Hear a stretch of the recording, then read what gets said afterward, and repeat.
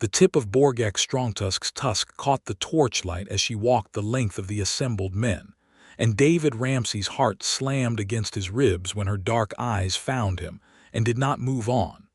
The courtyard of Saltmere Keep had gone utterly silent. 200 people, human and orc both, stood packed along the old cloister walls where monks had once prayed before the keep became a border fort, and every one of them watched the orc chieftain's daughter walk past Captain Reeve Halloran in his polished breastplate, past 3 highborn sons of merchant houses, sent specifically to be seen and admired, and stop directly in front of a caravan guard in a road-worn leather jerkin with a sword nicked from a dozen skirmishes hanging plain at his hip. "You," Borgakh said. Her voice was low and rough as gravel dragged over stone, and it carried to every corner of the yard. "Caravan man, step forward." David felt every eye in the courtyard swing toward him like a wall of spears. He had not slept the night before, had not eaten that morning, had come to the keep only because every guard on the coast road had been ordered to attend the peace ceremony whether they liked it or not. He had expected to stand at the back and watch some lord's son get chosen and married off to end the raids, then go back to escorting grain wagons along the cliff road. He had not expected this. Me. His voice cracked on the single word, and somewhere behind him, a soldier snickered before Halloran silenced it with a look. "You," Borgakh said again, and there was something almost amused at the corner of her mouth, though her eyes stayed fierce and unreadable. She wore fitted travel leathers dyed the deep green-brown of Highland pine, laced tight up her powerful thighs and cinched at a waist that curved sharply beneath a broad leather belt hung with a hunting knife and a coil of braided cord. A sleeveless jerkin left her muscled arms bare to the shoulder, where old scars crossed like pale rivers over gray-green skin, and a fur-lined mantle was thrown back from her shoulders to show a throat hung with carved bone beads. Her black hair was pulled into thick braids threaded with small iron rings that clicked softly when she moved, and her tusks, pale and curved, framed a mouth that looked, for just a moment, uncertain beneath all that ferocity. "You carried the Hallows Ridge wagons through Deadfall Pass alone after your company scattered," she said, loud enough for the whole yard to hear. "6 raiders came at you and you did not run. I watched you from the rocks above. I have watched every man who calls himself a warrior in this keep, and not one of them stood the way you stood that day, with nothing behind you and no one coming to help." David's mouth had gone dry. He remembered that day with a clarity that still woke him some nights, the arrows, the screaming horses, the merchant's boy he had shoved behind an overturned cart and stood in front of with nothing but a short sword and stubbornness, certain he was going to die there in the mud. He had never known anyone had seen it. He had assumed when the raiders finally broke off and vanished back into the Highland fog that it had simply been luck. "That was not luck," Borgakh said, as if she had heard the thought in his face. "That was a man worth marrying." Captain Halloran's jaw worked like he was chewing stones. "My lady," he began, stepping forward with the too smooth voice he used on merchants he intended to overcharge. "Surely the commander of this garrison would better serve the treaty than a common." "I did not ask the garrison who to marry," Borgakh said, without even turning her head toward him. "I asked myself, this is the man." The old priest of Saltmere, a stooped human elder named Farron, who had blessed more truces than he cared to count in his long life at the keep, cleared his throat into the ringing silence. "Chieftain Borgakh," he said, addressing the broad-shouldered orc standing at the edge of the yard with his arms folded, and an expression David could not read at all. "Does the daughter of Strongtusk speak with the authority of her clan in this?" Borgakh Strongtusk was a mountain of a man even among orcs, his tusks longer than his daughter's, his face seamed with the scars of 40 years of border war. He looked at Borgakh for a long moment, and something passed between father and daughter that David could not name: pride, maybe, or worry, or both at once. "She speaks with her own authority," Borgakh said at last, in the deep rumble of a man used to being obeyed. "She always has. If this is the man she chooses to bind our peoples, then this is the man." He turned his heavy gaze on David, and David felt it like a physical weight. "You understand what you are agreeing to, Caravan man. This is no small thing. This ends the raids on the cliff road, or it ends nothing at all, and the blood spilled these 10 years falls back onto both our houses." David looked past the chieftain, past the ranks of orc warriors in their travel leathers and the humans in their borrowed finery, and found Borgakh's eyes again. She was watching him with an intensity that made his chest ache, waiting, he realized, for him to say no, braced for it, even, as though she expected every man to flinch from her in the end. He thought of the merchant's boy he had shoved behind the cart. He thought of every caravan he had guarded down that cliff road for 6 years, every night he had eaten alone by a fire while other men talked of wives and homes he did not have. He thought that he had never once in his life been chosen first for anything. "I understand," David said, and his voice came out steadier than he felt. "I will marry you, Borgakh Strongtusk, if you'll have a man with nothing to offer but a sword and a strong back." Something shifted in her face, not quite a smile, but close to one, fierce and startled all at once, as though she had expected to have to fight harder for this than she'd needed to. "I have not chosen you for what you own," she said. "I have chosen you for what you are." The priest performed the binding that same afternoon, before the light could change and before either side could reconsider, with the sea wind snapping at torn old monastery banners and the assembled crowd murmuring in a dozen different tones of shock. It was not, David would think later, a very romantic wedding. There were no flowers, no music beyond the crash of waves against the cliffs 300 feet below the keep's walls, no promises of love exchanged, because neither of them yet had any love to promise. There was only a length of red cord binding their wrists together, while old Farron spoke the words that made a truce out of a marriage, and Chieftain Gorakh's honor guard standing witness with spears grounded in solemn silence, and Captain Halloran's face gone the color of old ash as he watched his own ambitions walk away from him in the shape of a caravan guard he had never once bothered to learn the name of. When it was done, Borgakh looked down at their bound wrists, then up at David's face, studying him the way a woman studies a blade she has just bought sight unseen, uncertain yet if it will hold an edge. "I do not know you," she said quietly for him alone. "No," David agreed, "but I suppose we've got time to fix that." For the first time, she truly smiled, and it was fierce and bright as sunrise over the sea cliffs, and David Ramsay felt something in his chest turn over that he did not yet have a name for either. They gave them a room in the old monastery's east tower, a round stone chamber that had once housed a monk's cell and now held a wide bed, a hearth, and a single narrow window that looked straight down the cliff face to the churning gray sea below. It was the finest room David had ever slept in, and it terrified him more than any raid or ambush ever had, because when the heavy door swung shut that first night, he was alone with a wife he had known for exactly one afternoon. Borgakh set her pack down on the floor with more care than he expected, and then simply looked at him across the small space, arms folded, her mantle still thrown back from her shoulders. "You are afraid of me," she said. It was not quite a question. A little, David admitted, because he had decided somewhere on the walk up the tower stairs that he was not going to lie to her, not even the small comfortable lies men told to look braver than they were. "You could break me in half if you wanted to. I've seen what your kind can do with a war hammer." "I have no war hammer with me tonight," she said, and there was that same startled almost smile again. "Only a knife, and I do not intend to use it on my own husband, however strange the word feels in my mouth." "Strange for me too," David said. "I never expected to have one. A wife, I mean." "Why not? You are not ugly. You are not stupid. You stood alone against 6 raiders and did not soil yourself." David laughed before he could stop himself, a short surprised bark of a sound, and Borgakh's tusked mouth curved wider at having drawn it out of him. "High praise," he said. "I think that's the nicest thing anyone's ever said about me."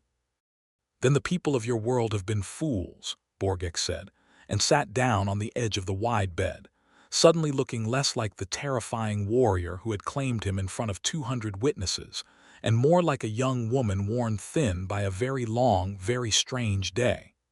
I did not do this lightly, David Ramsay. My father risked much letting me choose. There are men in my own clan who wanted this marriage for themselves, or for a chieftain's son, not for a common guard. If I am wrong about you, it will cost more than my own pride. You're not wrong about me, David said and meant it, though he had no idea yet how he would prove it. I don't know much, Borgakh, but I know how to guard something worth guarding. I'll guard this piece same as I've guarded every wagon that's ever been put in my charge. That's a promise, not just words.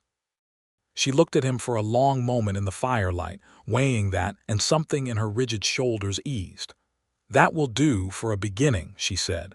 Sleep, husband. Tomorrow I will show you what a Strongtusk expects of a marriage, and it is not idle words by a fire. That night they slept on opposite sides of the wide bed, careful not to touch, both of them staring up at the dark stone ceiling and listening to the sea below, neither one admitting they lay awake far longer than either wanted the other to know.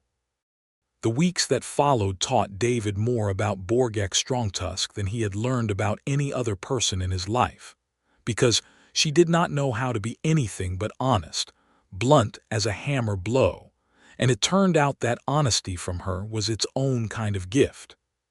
She woke before dawn every morning and ran the cliff path twice before breakfast, and on the third morning she dragged David along by the wrist and did not slow her pace for his human legs, laughing at him openly when he doubled over gasping at the top of the ridge while she stood barely winded, hands on her hips, watching the sunrise paint the sea gold.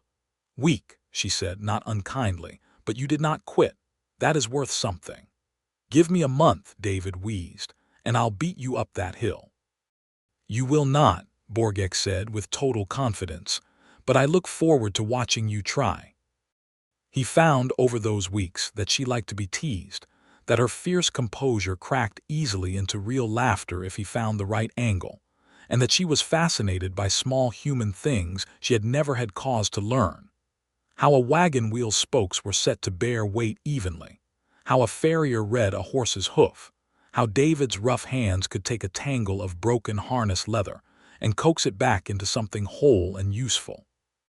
You mend things, she said one afternoon, watching him restitch a saddle strap in the keep stable yard, while a handful of soldiers pretended not to watch the orc chieftain's daughter sitting on an overturned barrel beside the common guard she'd married. You have mended 3 things since morning and none of them needed to be perfect, and yet you make them perfect anyway. It's the only thing I've ever been good at, David said. Fixing things, making sure they hold. It is not a small thing, Borgakh said, more seriously than the moment seemed to call for. My people build for strength. Your people build for the failure that strength cannot see coming. I did not understand that until I watched you work. David glanced up at her, startled by how carefully she'd been paying attention, and found her already watching him with an expression that made his stomach tighten in a way that had nothing to do with fear at all anymore. In turn, she taught him things too, how to read the wind off the sea for a coming storm, how to grip a hand axe so it did not fly loose on the backswing, how to sit perfectly still on the cliff's edge for an hour without moving, watching for the shapes of riders on the highland road below long before human eyes would have picked them out. She took him up into the hills above the keep one clear afternoon, ostensibly to teach him the old boundary markers between clan land and human land, and they ended up sitting side by side on a wind-scoured outcrop with the whole gray sweep of the sea spread out below them, and David found himself talking, unprompted, about things he had never told anyone. I never had much, he said, turning a piece of flint over in his fingers. My father was a wheelwright, good hands, poor luck. Died when I was 15, and there wasn't money for me to take up the trade proper, so I hired on with caravans instead. Been doing it ever since. 10 years of roads and no home at the end of any of them.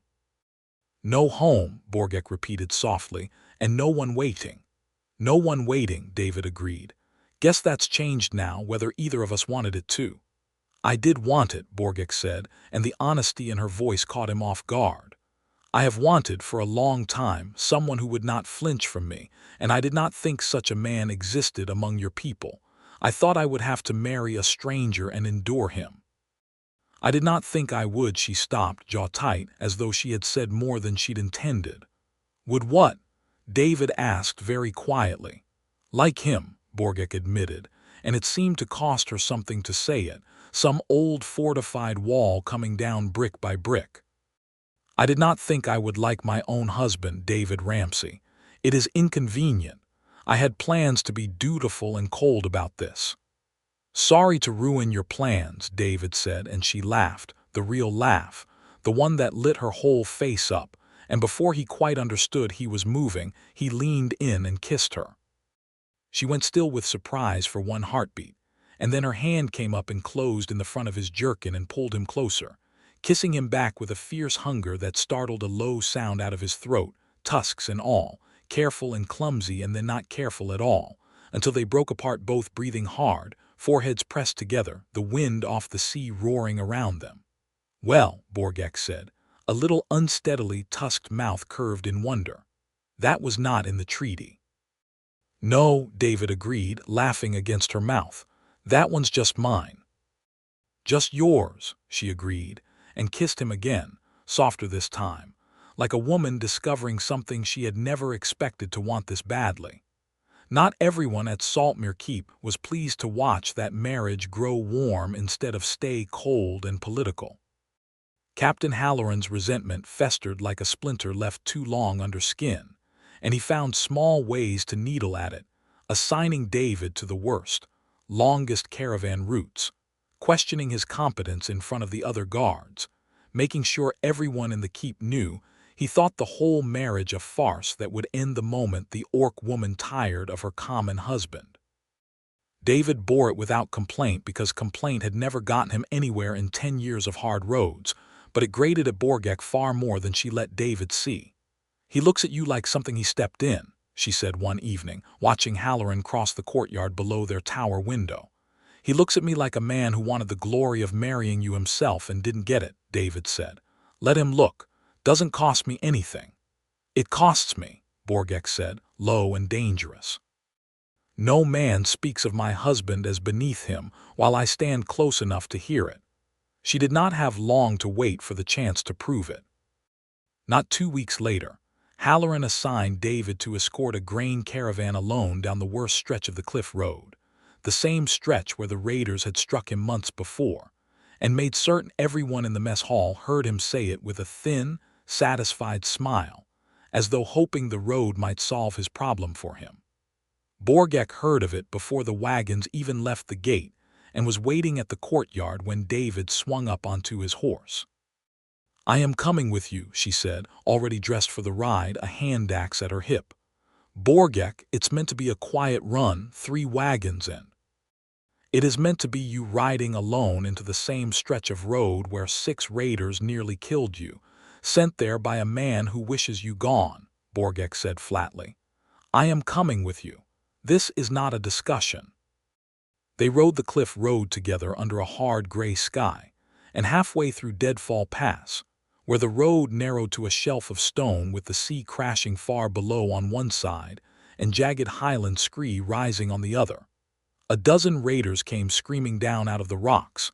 Not Strongtusk clan, David would learn later, but a splinter band of exiles who answered to no chieftain and preyed on any caravan too weak to defend itself. David got the wagons wheeled into a defensive half-circle with the speed of 6 years' hard practice, sword out, shouting orders to the frightened drivers, and Borgakh came off her horse like a landslide, meeting the first raider's axe with her own and driving him back 3 full strides with the sheer force of the blow. David fought at her side, not behind her, guarding her flank as she guarded his, and it was the strangest, most exhilarating thing he had ever felt, not being protected, not protecting alone, but standing shoulder to shoulder with someone whose strength matched or exceeded his own, and trusting her completely to hold her half of the line. When the raiders finally broke and fled back into the rocks, David turned to find Borgakh watching him with blood on her knuckles and fierce pride blazing in her dark eyes. "You held the wagons," she said. "Even with a dozen blades coming at you, you thought of the wagons first." "That's the job," David said, breathing hard. "That is not the job," Borgakh said. "That is the man."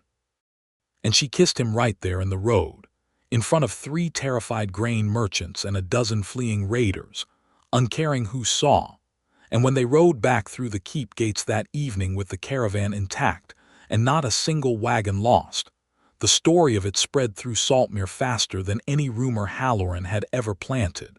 And for the first time David saw something like respect in the eyes of soldiers who had only ever looked at him with pity before. Halloran's face, when he heard the tale, went the color of curdled milk, and he did not send David out alone again. It was perhaps a month after that, in the deep hush of a night storm battering the old monastery walls with rain and sea wind, that Borgakh gave David the mark that would nearly tear their fragile peace apart.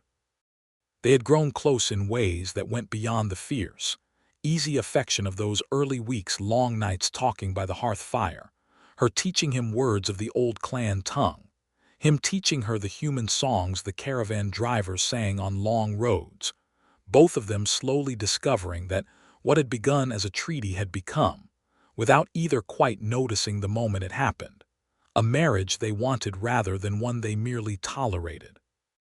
That night, with thunder rolling over the sea and rain hammering the narrow tower window, Borgakh sat close beside him on the wide bed, tracing the old scar on his forearm with careful fingers, and something in her face had gone soft and open in a way David had rarely seen. "There is a custom among my people," she said quietly, "older than the clan councils, older than the chieftain's law. Before there were treaties or elders to bless a marriage, there was only this, a mate marking a mate, given freely in private, so that no matter what the world outside decided, 2 hearts would know the truth of each other." "What kind of mark?" David asked, though something in his chest had already begun to beat harder, some instinct recognizing the weight of what she was offering. "A bite," Borgakh said, "over the heart. It leaves a scar shaped like my teeth, and any orc who ever sees it will know exactly what it means that I have claimed you as truly mine, not for treaty, not for peace, but because I choose you, David Ramsay, above any other man living." "Is it allowed?" David asked. "Without your father's people knowing, without the proper right?" "No," Borgakh admitted, and there was a flash of old orc law's weight behind her eyes. "The old right is meant to be given before elders with witnesses, so the clan may bear witness to the bond and no one may ever deny it happened. What I offer you tonight is not that. It is only mine to give, a private thing, a promise between us before the world makes it official in its own slow time. If it is discovered before the proper right is done, it could be called theft, a claim taken outside the law, and it would cost us both dearly to explain. Then why offer it now?" Borgakh's hand stilled on his arm, and when she looked up at him her eyes were bright and fierce, and for the first time since he had known her, afraid. "Because I do not want to wait for the world to decide when I am allowed to love you," she said. "I have waited my whole life to feel the way I feel when you look at me, David Ramsay. I will not pretend a moment longer that this began as only politics. I want you to be mine before every eye that has ever doubted us, and I want it tonight, in secret if I must, because my heart cannot hold this feeling in silence any longer." David reached up and took her face in both his hands, rough calloused palms against her strong jaw, and felt her lean into the touch like something starving finally fed. "Then I'm yours," he said, "however you want to have me." What followed was tender and fierce all at once, the storm outside roaring against the old stones, while inside the tower room there was only warmth. Her strong hands careful with him in a way that undid him more than any gentleness he had ever known, his own hands learning the planes of her powerful shoulders, both of them slow and honest and unhurried despite the storm's violence outside, until at the very last, with her mouth pressed hot against his chest and her arms wrapped around him like she meant never to let go, she marked him, A sharp, bright pain over his heart that bloomed instantly into something else entirely. A claiming, a vow, a promise sealed in the oldest language her people knew.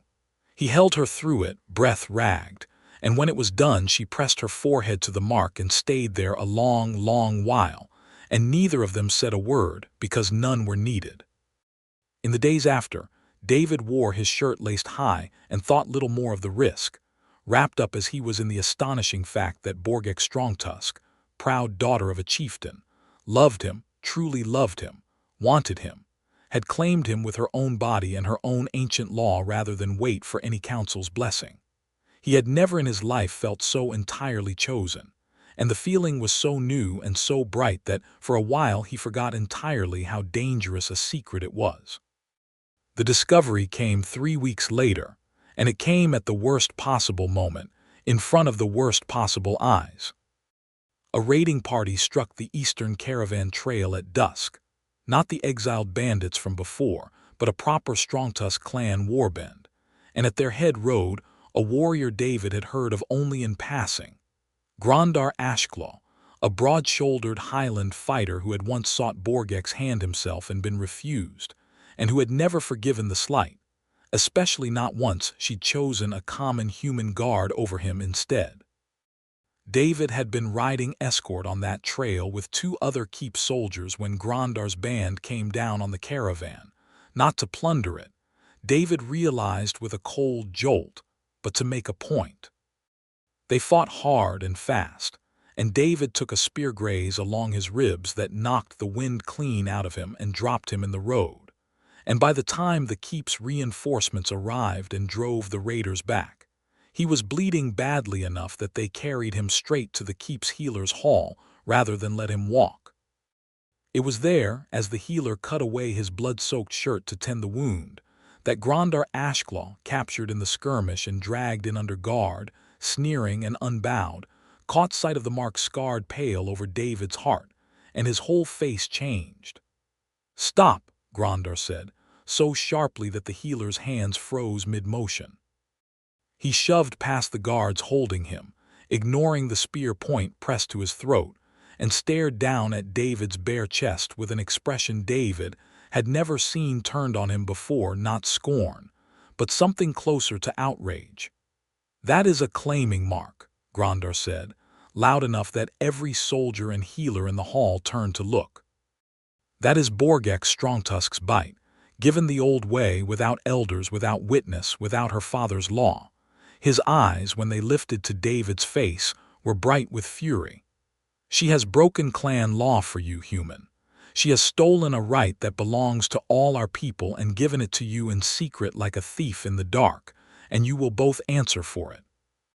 The healer's hall erupted into noise, soldiers murmuring, a runner already sprinting for Captain Halloran, and David, dizzy with blood loss and dread in equal measure, understood with sick clarity that whatever fragile peace he and Borgakh had built for themselves in that tower room was about to be dragged into the light of 200 watching eyes, and neither the humans nor the orcs of Saltmere Keep were going to like what they saw. Word reached Borgakh before David could even find the strength to stand. She came into the healer's hall like a storm-given flesh, shoving past guards and healers alike, and when she saw the mark exposed on his chest and Grandar Ashclaw standing over him with that furious, satisfied sneer, something in her face went utterly cold.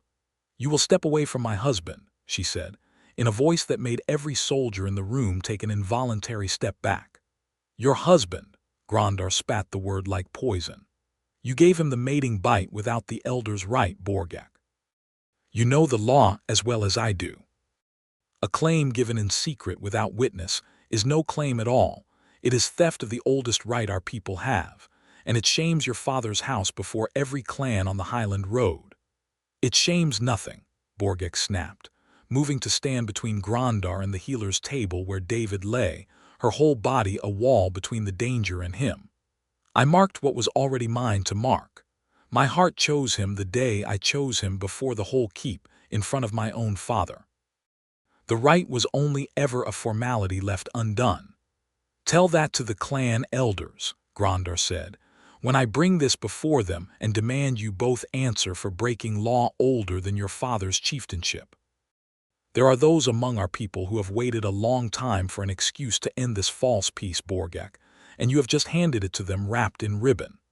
Captain Halloran arrived at almost that exact moment, drawn by the commotion, and when he took in the scene, the mark, the accusation, the fury on Grondar's face, something ugly and satisfied flickered behind his own eyes.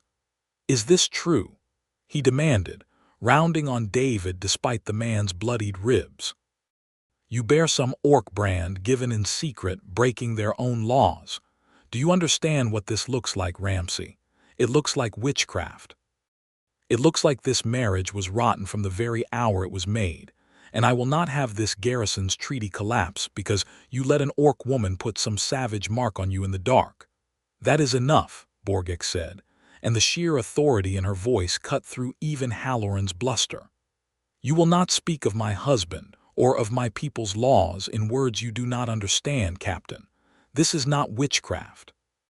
This is love, older and more binding than any treaty your priest wrote in ink, and if it must be answered for, it will be answered for before my father, not by a human captain who has wanted my marriage undone from the very hour it was made." Grondar's mouth curled. "Then let it be answered for," he said. "I will carry this before Chieftain Borgakh myself, and before every elder who will hear it, and we will see whether the daughter of Strongtusk can talk her way free of the law she broke, or whether this whole false peace burns for her mistake." He turned and strode from the hall with his guard trailing uncertainly behind him, and the silence he left behind was heavy enough to feel like a physical weight pressing down on the room. David struggled to sit up on the healer's table, ribs screaming, and found Borgakh's hand already at his shoulder, steadying him, her face tight with a fear he had never seen on her before. "This is bad," he said, understanding at last the true size of what they had done. "It is very bad," Borgakh agreed. "Grondar has wanted an excuse to break this peace since the day my father agreed to it. I have just handed him one wrapped in my own foolish, selfish love." Her jaw tightened. "I should have waited. I should have insisted on the proper rite from the beginning, elders and witnesses and all the tedious ceremony, instead of taking what I wanted in secret like a girl too impatient to wait for her own wedding." "Don't," David said, catching her hand before she could pull away. "Don't you dare say you regret it."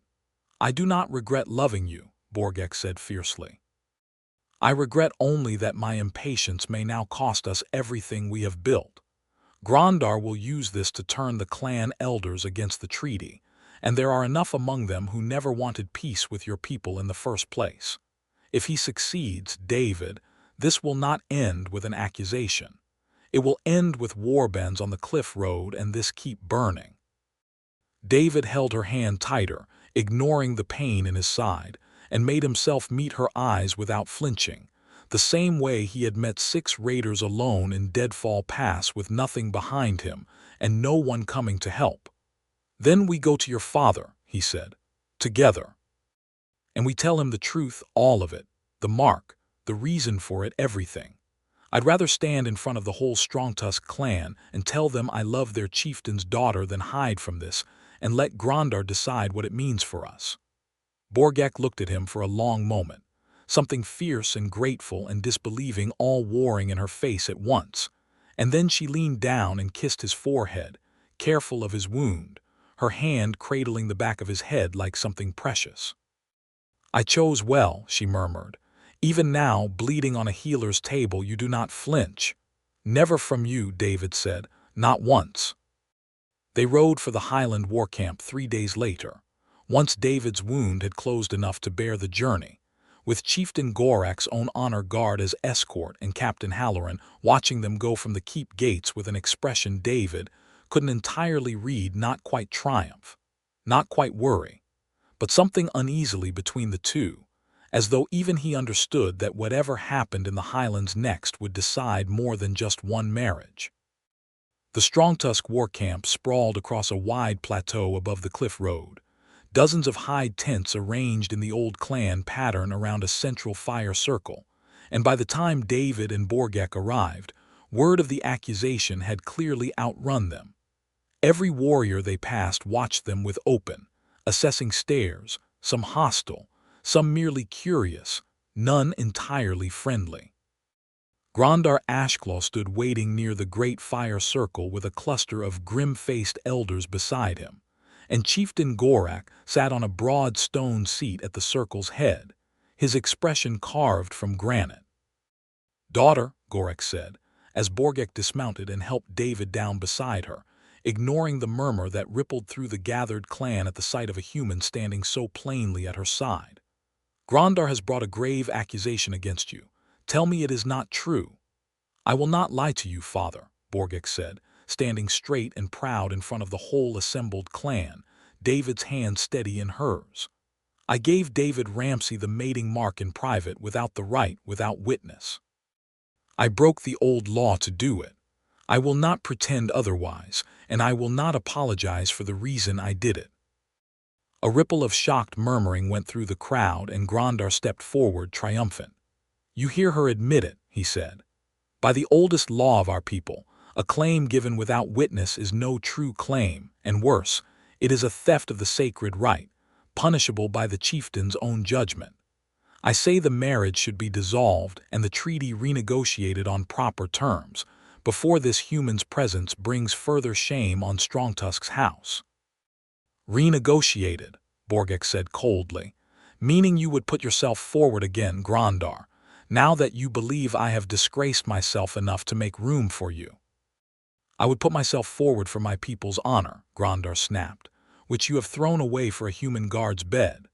David felt Borgakh's hand tighten around his, felt the fury radiating off her like heat from a forge, but before she could answer, David stepped forward himself, ribs still aching, and spoke into the silence of 200 watching orcs with a steadiness that surprised even him. "May I speak, Chieftain Borgakh?" he asked. "I know I've no right by your laws. But this concerns me as much as anyone standing here, and I'd rather speak for myself than let others speak for me." Borgakh studied him for a long moment, then gave a single slow nod. "Speak, Caravan man." "I would hear what kind of man my daughter risked her honor for." David turned to face the crowd, aware of every hostile stare, and found that for the first time in his life, he did not feel small beneath the weight of so many eyes. "I didn't ask for that mark," he said. "I didn't demand it, and I didn't know the law around it until Grandar named it in the healer's hall. But I'll tell you plainly I would take it again, knowing everything I know now, because it wasn't given lightly. Borgakh didn't mark me out of impatience or disrespect for your laws, chieftain. She marked me because she was afraid the world would decide our love before we got the chance to prove it was real. I've spent 10 years on caravan roads with no one waiting for me anywhere, and then your daughter looked at 200 strangers and chose me above every one of them. And every day since, she's fought for that choice harder than anyone's ever fought for me in my life. If that's a crime by your law, then I'll stand here and answer for it beside her, because I won't let her carry the blame alone for loving me honestly instead of waiting for permission." Silence held the war camp for a long, taut moment. Borgakh's granite expression did not change, but something in his eyes had shifted, and when he finally spoke, his voice carried the weight of a man who had heard a great many arguments in his long life and recognized truth when it stood in front of him. "Grandar," he said, "you brought this accusation to break the peace, not to defend the law. Do not think I am too old to see it plainly."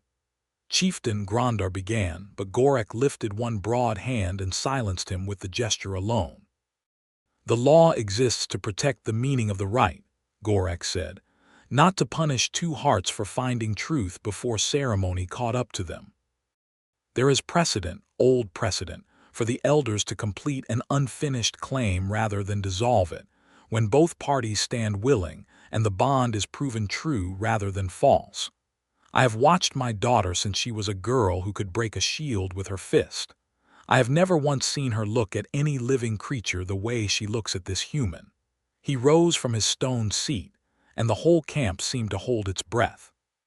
"The claim will be completed properly before witnesses, as the old rite demands. That is my judgment, and it is final."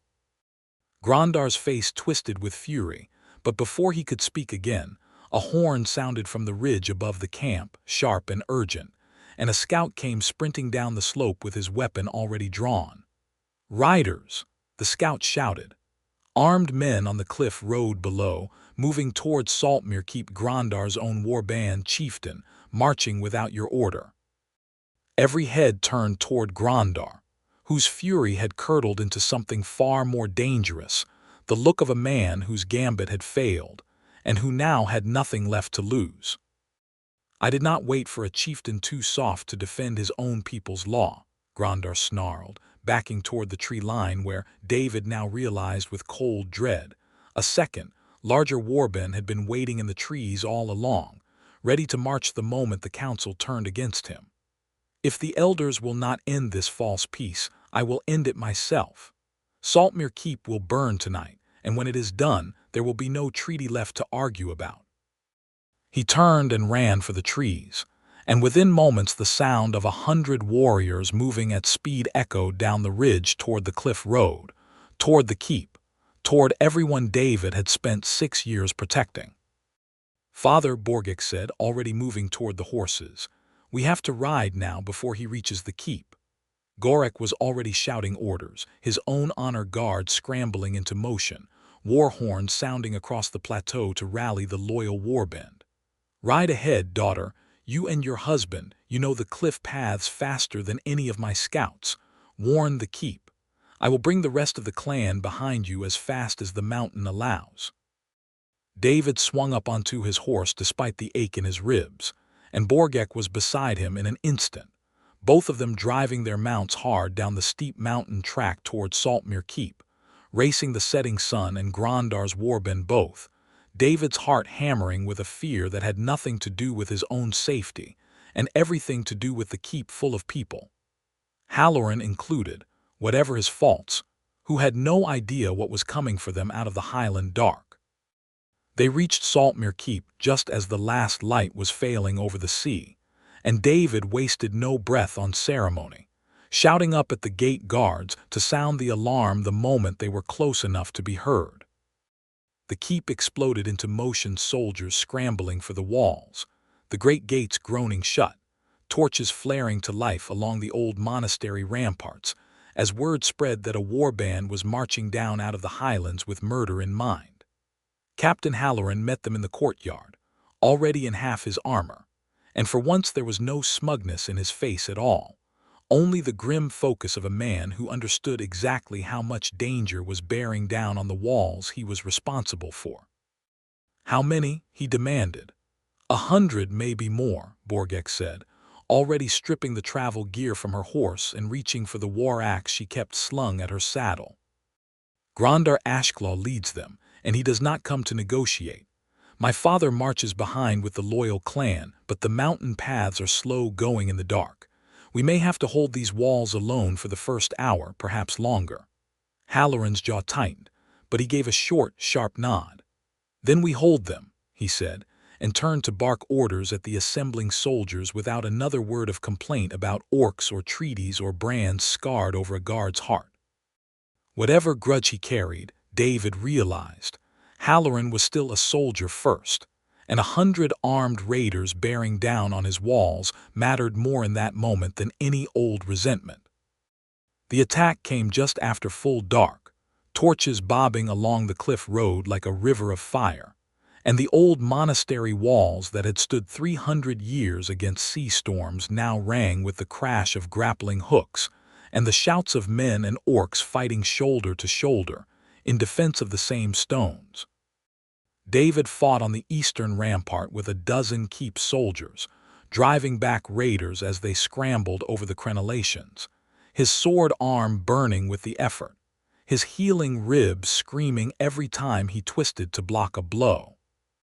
Below in the courtyard, Borgakh fought like something out of an old saga, her axe carving a path through Grondar's front ranks, and when David caught glimpses of her between his own desperate parries, he felt a fierce, terrified pride that nearly undid him faster than any enemy blade could.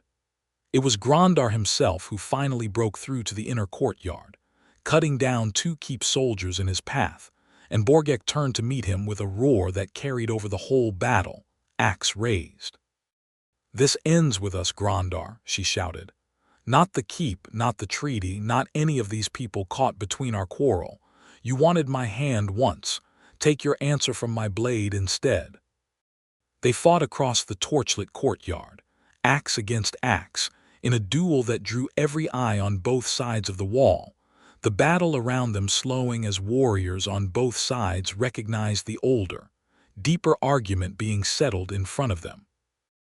David wanted desperately to go to her, but he understood with painful clarity that this was hers to finish, that any help from him would only shame the victory she needed to win outright.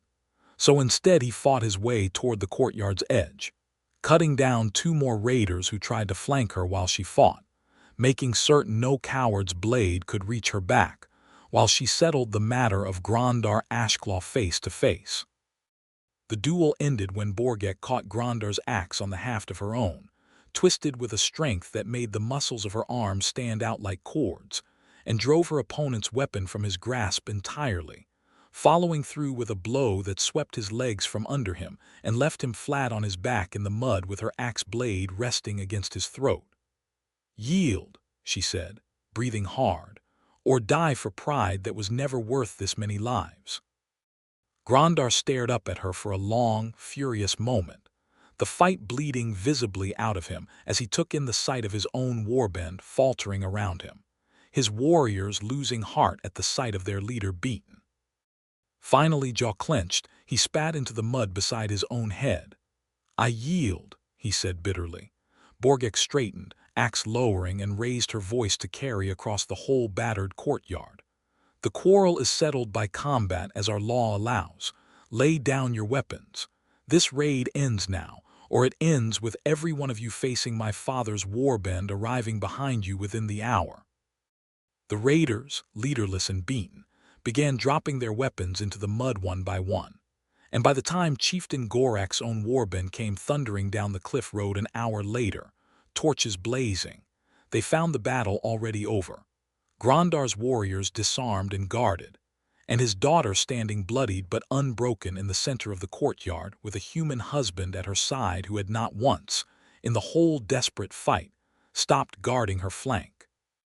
Borgakh dismounted slowly, taking in the scene the scattered weapons, the exhausted soldiers of both peoples standing shoulder to shoulder along the ramparts, his defeated nephew kneeling under guard in the mud, and something in his weathered face settled into a decision that had clearly been building since the War Camp Council. "This ends tonight," Borgakh said, his voice carrying across the courtyard to every exhausted witness still standing. "Not with more blood, not with more accusation, but with the right done properly at last, before every eye that doubted it, so that no one, not Grandar, not any elder who comes after him, may ever again claim that my daughter's love for this man was anything less than lawful and true." He turned to Borgakh, and for the first time that whole terrible night, something like warmth broke through his granite composure. "Kneel, daughter," he said, "and finish what you began in secret. Do it now, before your own people and his, so the world may never again doubt what you have chosen." The courtyard fell into a hush broken only by the distant crash of waves against the cliffs below, torches guttering in the sea wind, human soldiers and orc warriors alike gathering in a wide circle around the two of them without needing to be told, drawn by the weight of the moment. Borgakh set down her axe and turned to face David, her chest still heaving from the fight, blood and mud streaked across her powerful arms, and yet her eyes when they met his were as soft and open as he had ever seen them. "David Ramsay," she said, loud enough for every witness to hear, "Caravan guard, husband, the only man who has ever stood beside me instead of behind me or before me. I chose you once before a courtyard of strangers because I saw a man who did not flinch. I claimed you once in secret because I could not bear to wait for the world's permission to love you. Tonight, I ask no permission. I only ask you to let me finish properly, before everyone who will ever need to know the truth of it, what I began that stormy night in our tower." David's throat had gone tight. "I'm yours," he said, the same words he'd given her the very first night, and meant them now with a depth he could not have imagined then. However you want to have me, Borgakh. I told you that before, and it's truer now than it's ever been. Borgakh Strongtusk, daughter of a chieftain, feared by warriors twice David's size, unbeaten in the courtyard she had just defended with her own 2 hands, sank down onto one knee in the mud and torchlight before him, before her father, before Halloran and the keep's soldiers, before the defeated Grandar and every clan warrior still standing witness, and took David's hand in both of hers. "By the oldest right of my people," she said, her voice ringing clear across the silent courtyard, "witnessed now by chieftain and captain both, by orc and human both, I claim David Ramsay as my mate, my husband, my chosen one, now and until the sea swallows these cliffs whole. Let any who doubted it see it finished, and let none ever again call it theft or shame, for it was always, from the very first day I saw him stand alone against 6 blades, the truest thing I have ever done." She pressed her mouth to the old mark scarred over his heart, sealing it now openly, lawfully, before every witness who mattered, and David felt something settle in his chest that he had been missing his whole solitary life without ever quite knowing its shape. The simple, overwhelming certainty of being wanted, chosen, needed by someone fierce and magnificent who could have had anyone at all, and had looked across a crowd of strangers and picked him. He drew her up from the mud and kissed her in front of the whole assembled crowd, orc and human cheering together in a way the old monastery walls had surely never heard before, and when they finally broke apart, breathless and laughing and streaked with the mud and blood of a battle well fought, Borgakh rested her forehead against his and spoke low enough that only he could hear. "No more secrets," she murmured. "Only this, out in the light for the rest of our lives." "Only this," David agreed, and held her tighter, the sea wind roaring around them, the torches burning bright against the dark. And for the first time since he could remember, David Ramsay did not feel like a man standing alone on a long, empty road. He felt like a man who had finally, truly been found.